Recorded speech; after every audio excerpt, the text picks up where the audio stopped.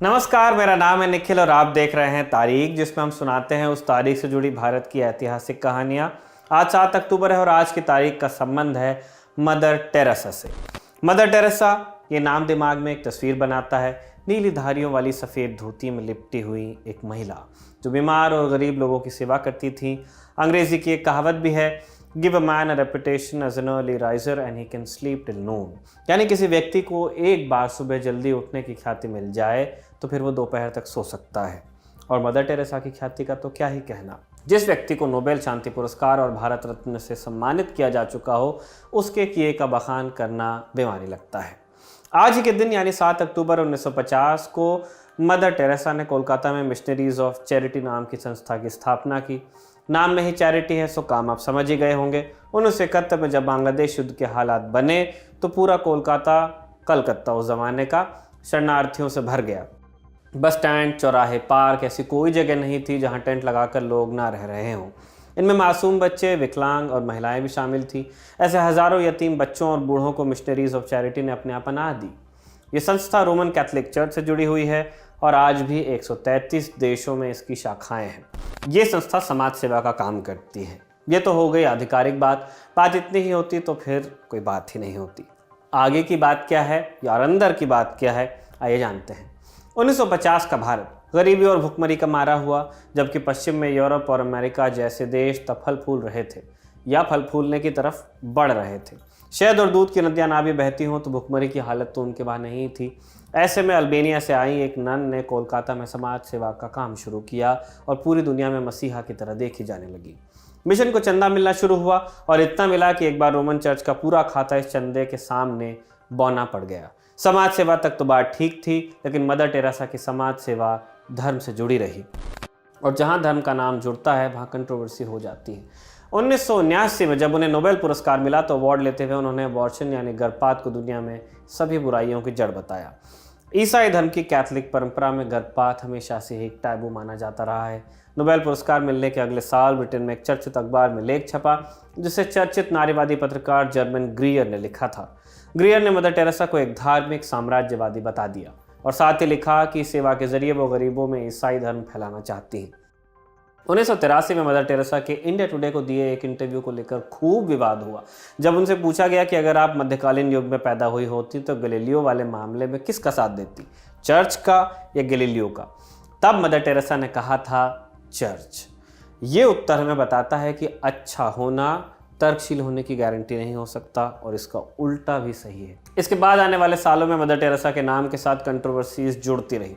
Lancet एक विश्व स्तरीय मेडिकल जर्नल है। इसके संपादक डॉक्टर रॉबिन फॉक्स ने 1991 में मिशनरीज ऑफ चैरिटी के कोलकाता केंद्र का दौरा किया।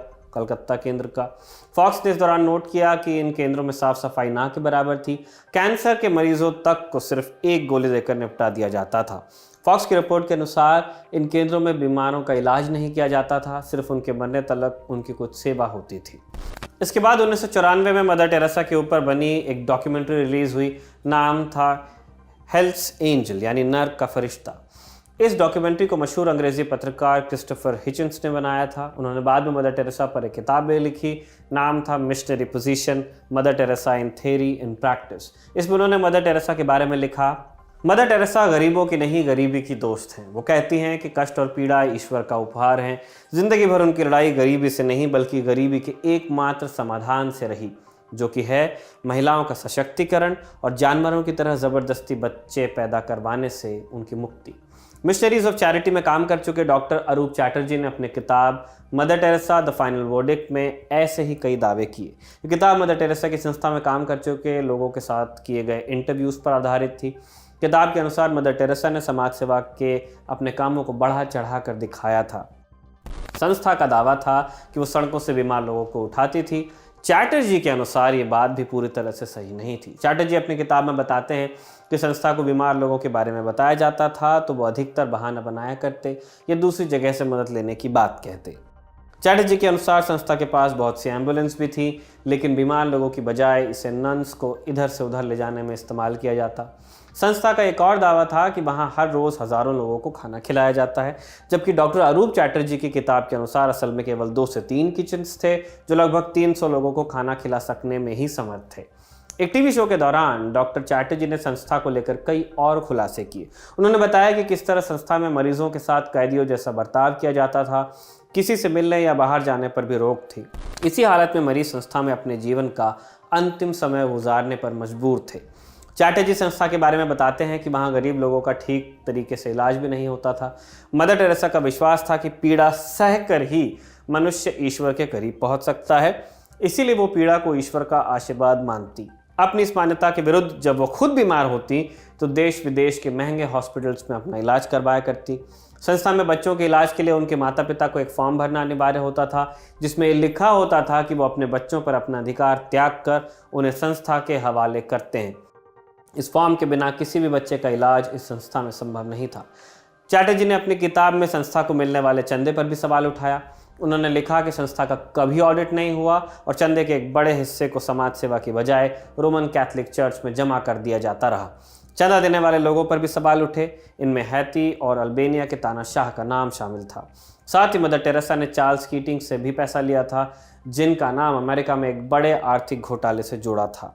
इन सब विवादों के बावजूद मदर टेरेसा का नाम 1997 में उनकी मृत्यु तक महानता का परिचायक बना रहा।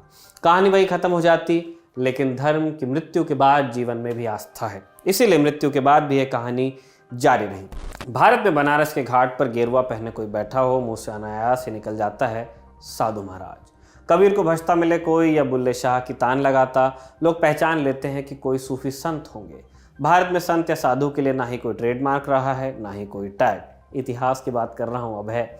कोई खालिस संत है या नहीं, इसकी कोई पहचान नहीं अपने यहाँ, सिर्फ आस्था की बात है।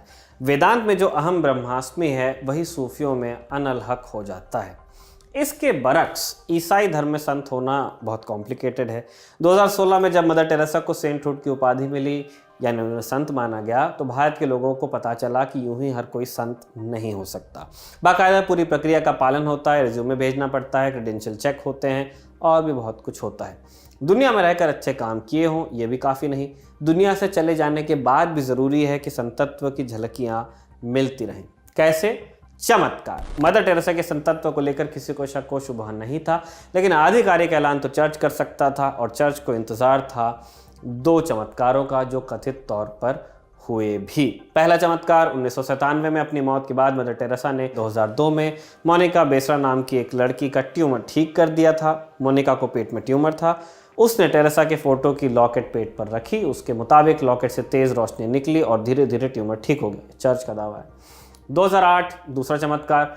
इस साल ब्राज़ील के एक आदमी ने कहा कि मदर टेरेसा के चलते उसके कई ट्यूमर्स ठीक हो गए। इन चमत्कारों की पुष्टि कैसे हुई ये हम नहीं जानते, लेकिन इन्हीं के चलते 2016 में मदर टेरेसा को संत की उपाधि दे दी गई। क्रिस्टोफर हिचन्स से यह सवाल पूछा जाता तो वो कहते, that which can be asserted without evidence can be dismissed without evidence. यानी बिना किसी सबूत के जिस बात का दावा किया जा सकता है उसे बिना सबूत के खारिज भी किया जा सकता है। मदर टेरेसा के साथ कितने ही विवाद जुड़े हों, चाहे उनका इरादा धार्मिक ही रहा हो, लेकिन हमारे लिए ये सिर्फ तर्क की बात है। भीख मांगते हुए बीमार व्यक्ति को फर्क नहीं पड़ता कि सहारा देने वाला जीसस की उपासना करता है या राम। आज की तारीख में बस इतना ही। तारीख के शानदार एपिसोड को लिखा था हमारे साथी कमल ने और कैमरे पर इसे रिकॉर्ड किया था राशिद ने, और मेरा नाम तो निखिल है ही, मैं बता चुका हूँ। जिन्होंने एडिट किया है उनका नाम डिस्क्रिप्शन में है। देखते रहिए दिल ऑन टॉप।